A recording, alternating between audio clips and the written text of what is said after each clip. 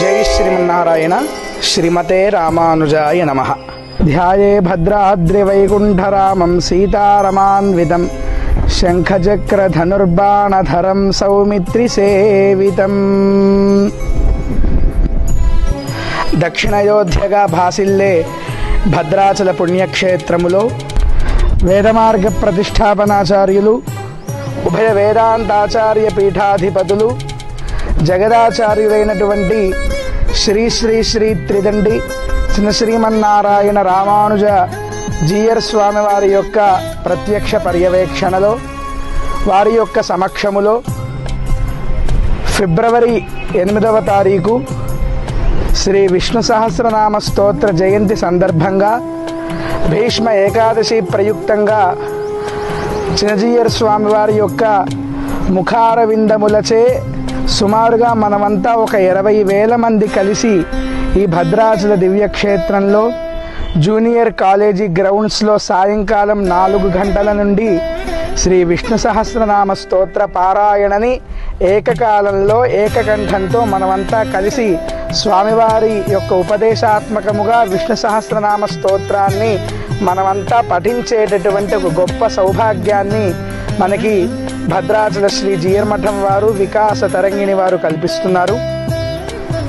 శ్రీమన్నారాయణుడే రాముడిగా అవతరించినటువంటి ఈ భద్రాచల క్షేత్రంలో, పావన గోదావరి నదీ తీరంలో రామనామం ఎప్పుడు కూడా మారుమ్రోగేటటువంటి ఈ దివ్యక్షేత్రంలో పరమశివుడు చెప్పినట్లుగా శ్రీరామ రామ రామ అని ఒక్క మారు అంటే విష్ణు సహస్రనామంలో ఉండేటటువంటి 1000 నామాల్ని మనం పఠించినటువంటి ఫలం మనకి లభిస్తుంది అని పరమశివుడు చెప్పినట్లుగా మనమంతా కూడా ఒక 20,000 మందిని కలిసి ఒక రామనామముతో సమానమైన భగవంతుని యొక్క విశ్వరహస్యాలని వెల్లడించే విష్ణు సహస్రనామ స్తోత్రాన్ని విరాట్ పారాయణగా చేసేటటువంటి ఒక గొప్ప అవకాశం మనకందరికీ ఫిబ్రవరి 8వ తారీఖున చిన్నజీయర్ స్వామి వారు మన భద్రాచల దివ్యక్షేత్రంలో కల్పిస్తున్నారు.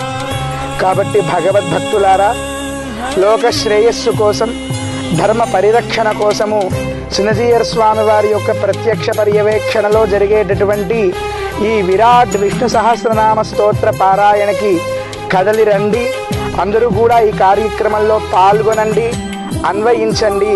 స్వామి యొక్క అద్భుతమైనటువంటి దివ్యనామాల యొక్క వైభవాన్ని మనమంతా తెలుసుకొని ఒకే కార్యక్రమంలో మనకి 2 ఫలాలు అన్నట్టుగా, ఒకటి చిన్నజీయర్ స్వామి వారిని అనుసరిస్తూ చేసేటటువంటి విష్ణు సహస్రనామ స్తోత్ర పారాయణ ఒక ఫలమైతే, రెండవది భద్రాచల రామచంద్రమూర్తి యొక్క దివ్య దర్శనం.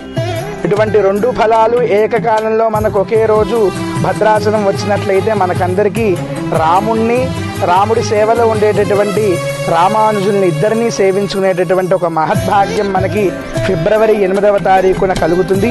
కాబట్టి భగవద్భక్తులందరికీ ఇదే మా మనవిగా చెప్తూ అందరూ కూడా ఈ కార్యక్రమంలో పాల్గొనండి, సేవించండి, తరించండి.